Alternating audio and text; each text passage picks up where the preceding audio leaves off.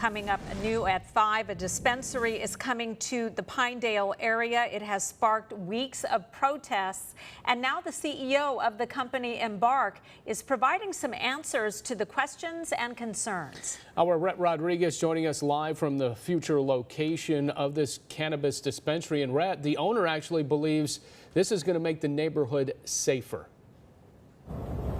That's right, Alexon. Neighbors are concerned with just how close this business is to nearby schools and also how much cash it could have on hand. But as you just said, the business owner says this could make the neighborhood safer.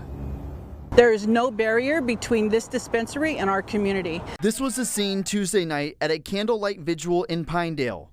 For the last several weeks, protesters have voiced their concerns about the new dispensary coming to the neighborhood on the 7300 block of Blackstone and Pinedale Avenues. Some residents are upset that the dispensary is on the way. CEO of Embarc, Lauren Carpenter, saying a dispensary will be a positive part of the community. That proposal is actually increasing safety within the shopping center and safety within that broader retail corridor at large. The dispensary is required by the city to have 2 armed guards on duty during business hours. Neighbors say armed guards should not be near a school.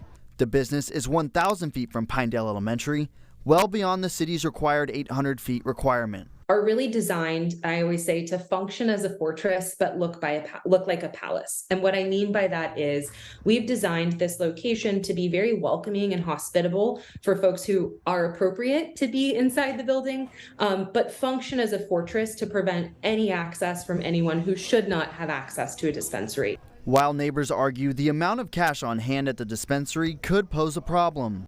They're going to have loads and loads of cash in there, and that puts our dispensary at risk. Carpenter says that's not true. The business accepts credit and debit card payments and has a limited amount of cash on hand. We're very fortunate that we are fully banked. We actually have a dramatically reduced amount of cash on site. Despite some pushback, Carpenter says they have received a lot of support from the community. We've earned the support of thousands of folks who really understand the role that this can play when appropriately and sensitively integrated into the community.